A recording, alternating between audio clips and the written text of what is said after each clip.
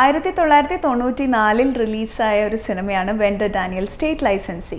ഇതിൻ്റെ വിശേഷങ്ങൾ പങ്കുവയ്ക്കുന്നത് ഇതിൻ്റെ ഡയറക്ടറായിട്ടുള്ള ബാലു കിരത് സാറാണ്. ഒരു നാടകം സിനിമയാക്കാനുള്ള എൻ്റെ ആഗ്രഹം നടക്കാതെ പോയിട്ട് അത് സാധൂകരിച്ചത് ഈ വെൻ ദ ഡാനിയൽ സ്റ്റേറ്റ് ലൈസൻസിയിലൂടെയാണ്, ഭാഗവത്രം എന്ന നാടകത്തിലൂടെയാണ്. ഭൂമാഫിയയെക്കുറിച്ച് അല്ലെങ്കിൽ ഭൂമി തിരിമറിയെക്കുറിച്ച് ആദ്യമായിട്ട് ചിത്രീകരിക്കപ്പെട്ടിട്ടുള്ള ഒരു സിനിമയാണ് അത്. തിലകൻ ചേട്ടനാണ് അതിനകത്ത് വെൻ ദ ഡാനിയലായിട്ട് അസാധ്യമായിട്ട് പെർഫോമൻസ് ആയിരുന്നു, ഭയങ്കരമായിട്ട് പെർഫോം ചെയ്തു അദ്ദേഹം.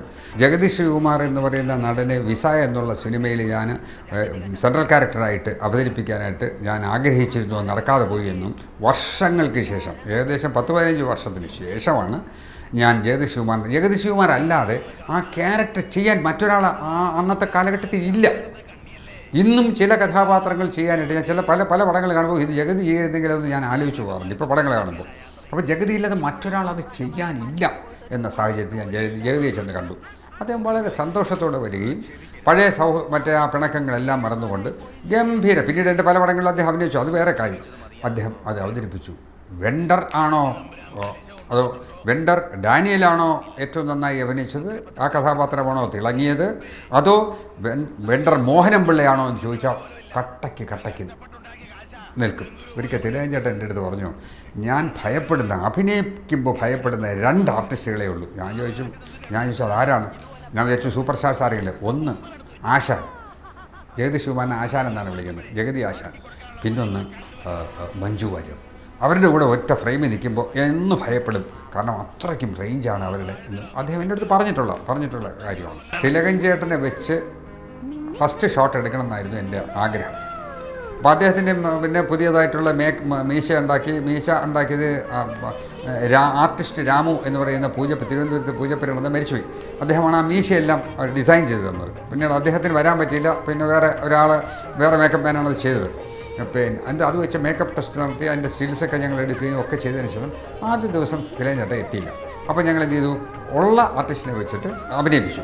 2ാമത്തെ ദിവസം തിലകൻ ചേട്ടൻ വന്നു. അപ്പോഴുണ്ടായിരുന്ന ജഗദീശും മറ്റ് ആർട്ടിസ്റ്റുകളെല്ലാവരും ഉണ്ട്, അവരെ വെച്ചിട്ട് അത് ചെയ്തു. 3ാമത്തെ ദിവസം തിലകൻ ചേട്ടൻ വന്നു. അങ്ങനെ 7 ദിവസമായി, 8 ദിവസമായി, 9 ദിവസമായി, 10 ദിവസമായി സെൻട്രൽ ക്യാരക്ടർ ചെയ്യേണ്ട തിലകൻ ചേട്ടൻ വരുന്നില്ല. അപ്പോഴത്തേക്ക് എൻ്റെ അടുത്ത് നമ്മുടെ സഞ്ജീവ് ശങ്കർ എന്ന ക്യാമറമാൻ പറഞ്ഞു, നമുക്കൊരു കാര്യം ചെയ്യാം, നമുക്ക് സോങ് എടുക്കാം, 2 സോങ് ഇവിടെ തീരുകയുണ്ടല്ലോ, അതങ്ങ് എടുക്കാം. അങ്ങനെ നീലക്കണ്ണ നിന്നെ കണ്ടു ഗുരുവായൂർ നടയിൽ എന്നുള്ള പാട്ടും പിന്നെ ലില്ലി വിടരും എന്ന് പറഞ്ഞു, അങ്ങനെ ആ 2 പാട്ടും ഞങ്ങളങ്ങ് ചിത്രീകരിച്ചു. അപ്പോഴത്തേക്ക് 14 ദിവസമായി ഡ്യൂട്ടി തുടങ്ങിയിട്ട് തിലകൻ ചേട്ടൻ വരുന്നില്ല. സംഭവം എന്ന് വെച്ചാൽ തിലകൻ ചേട്ടൻ്റെ മകൻ നായകനായി അഭിനയിക്കുന്ന സിനിമയിൽ തിലകൻ ചേട്ടനാണ് അതിലഭിനയിച്ചുകൊണ്ടിരിക്കുകയാണ്. അപ്പോൾ ആ ഡയറക്ടർക്ക് ഒന്നും അറിഞ്ഞൂടാ. അപ്പോൾ ഈ സംവിധാനവും കൂടെ ചെയ്യേണ്ടുന്ന ഒരു അവസ്ഥയിലേക്ക് തിലകൻ ചേട്ടൻ മാറി എന്നുള്ളതാണ്. അതിനകത്ത് പൊന്നമ്മ ചേച്ചിയുണ്ട്.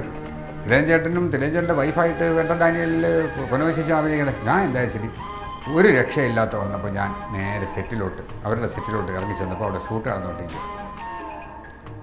ഒരല്പം, ഞാൻ തിരുവനന്തപുരത്ത് MG കോളേജിലാണ് പഠിച്ചത്, അതുകൊണ്ട് തന്നെ ഒരല്പം മോശമായ ഭാഷയിൽ, അവിടുന്ന് പഠിച്ചിട്ടുള്ളൊരു ഭാഷയിൽ ഞാൻ തിലകൻ വളരെ രഹസ്യമായിട്ട് ചെവിയിൽ ഞാൻ സംസാരിക്കുകയുണ്ടായി. എനിക്ക് ഇന്ന് വലിയ വിഷമമുണ്ട്, കാരണം വലിയ മഹാനടനാണ്. പക്ഷെ അതിന് ഉടൻ തന്നെ അദ്ദേഹം വണ്ടിക്കകത്ത് കയറുകയും അദ്ദേഹം വന്ന് അഭിനയിക്കുകയും ചെയ്തു. പക്ഷേ അഭിനയിക്കുന്നതിൻ്റെ ഒരു 5-6 ദിവസം അദ്ദേഹം എൻ്റെ അടുത്ത് സംസാരിച്ചിട്ടില്ല.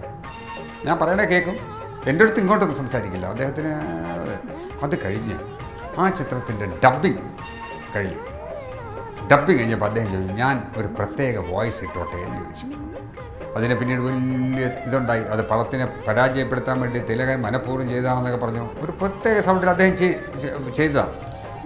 ഡബ്ബിങ് പകുതിയായി കഴിഞ്ഞപ്പോൾ തിലകൻ ചേട്ടൻ എഴുന്നേറ്റ് വന്ന് എന്നെ കെട്ടിപ്പിടിച്ചിട്ട് പറഞ്ഞു, പ്രൗഡ് ഓഫ് യു, എനിക്ക് അഭിമാനം തോന്നുന്നു, ഇത്രയും നന്നായിട്ട് ഈ പടം വരുമെന്ന് ഞാൻ പ്രതീക്ഷിച്ചില്ല, ഞാൻ ലേറ്റായിട്ട് വന്നതിന് ക്ഷമ ചോദിക്കുന്നു. അപ്പോൾ ഞാൻ പറഞ്ഞു, തിലകൻ ചേട്ടൻ ലേറ്റായി വന്നതുകൊണ്ടാണ് ഈ സോങ്സ് ഇത്രയും നന്നായിട്ട് എനിക്ക് എടുക്കാൻ കഴിഞ്ഞത്, മറ്റ് സീക്വൻസ് ഇത്രയും നന്നാവാൻ കഴിഞ്ഞത്. അത് ഉർവശി ഞാൻ ഉപകാരത്തിൽപ്പെട്ടു പോയി. പിന്നീട് അദ്ദേഹം പറഞ്ഞൊരു കാര്യം, ഡബ്ബിങ് തീർന്ന ഉടനെ എൻ്റെ വീട്ടിലോട്ട് വരണം, നാളത്തെ ഭക്ഷണം ഉച്ചയ്ക്ക് എൻ്റെ വീട്ടിൽ, എൻ്റെ ഫ്ലാറ്റിൽ. അങ്ങനെ തിരുവനന്തപുരത്ത് പുളിമൂട്ടിലുള്ള അദ്ദേഹത്തിൻ്റെ ഫ്ലാറ്റിൽ പോകും. വിഭവസമൃദ്ധമായിട്ടുള്ള ഭക്ഷണം അദ്ദേഹം ഒരുക്കി തരികയും പിന്നീട് അദ്ദേഹത്തിൻ്റെ അവസാന നാൾ വരെയും ഏറ്റവും ഒരു ജ്യേഷ്ഠനെയും അനുജനെയും പോലെ ഞങ്ങൾ അന്യോന്യം സ്നേഹിക്കുകയും ബഹുമാനിക്കുകയും ചെയ്തു. വെണ്ടർ ഡാനിയൽ ഇറങ്ങിയ ദിവസം ഒരു വലിയ മഴക്കാലത്താണ് വെണ്ടർ ഡാനിയൽ ഇറങ്ങുന്നത്. അതുകൊണ്ട് തന്നെ ആദ്യത്തെ ദിവസം അതിൻ്റെ കളക്ഷനെ ചെറുതായിട്ടൊന്ന് ബാധിച്ചു. എങ്കിലും പടം നല്ലതാണ് എന്ന റിപ്പോർട്ട് വന്നതോടുകൂടി ജൂബിലി പിക്ചേഴ്സിൻ്റെ ഓഫീസിൽ നിന്ന് എനിക്ക് വിളി വന്നു. ഗംഭീരമായിട്ട് പൊയ്ക്കൊണ്ടിരിക്കുകയാണ്. പടത്തിനെക്കുറിച്ച് നല്ല സൂപ്പർ റിപ്പോർട്ടാണ്. തിലകൻ ചേട്ടൻ്റെയും ജഗതിയുടെ ഓരോ സീക്വൻസിന് കൈഡിയായിരുന്നു. എനിക്ക് എന്തൊരു സന്തോഷം തന്നെ. ഓരോ സീക്വൻസ്, അതായത് ഇൻ്റർവെല്ലിൽ കഴിഞ്ഞതിന് ശേഷം ജഗതി വെണ്ടറായിട്ട് വെണ്ടർ ഡാനിയലിനെ അതുപോലെ ഇമിറ്റേറ്റ് ചെയ്യുന്നുണ്ട്. അയാൾ എന്തെല്ലാം ചെയ്യും, മൊന്തയിൽ പാല് കുടിക്കുന്നത്, അയാൾ സംസാരിക്കുന്ന രീതിയിൽ ആശാനെ പോലെ തന്നെ അങ്ങനെ വക്രബുദ്ധിയായിട്ടുള്ള ഒരു വെണ്ടറായിട്ട് അതേ വസ്ത്രധാരണവും കൂടി അഡോപ്റ്റ് ചെയ്തുകൊണ്ട് വരുന്ന ഒരു ജഗതിയെ കണ്ട് ജനം ആർത്തു ചിരിച്ചു എന്നുള്ളതാണ് സത്യം. അത് ആ തിയേറ്ററിൽ വളരെ ഹാർദമായ സ്വീകരണമാണ് പ്രേക്ഷകരിൽ നിന്നും എനിക്ക് ലഭിച്ചത്. അതിലെനിക്ക് സന്തോഷം.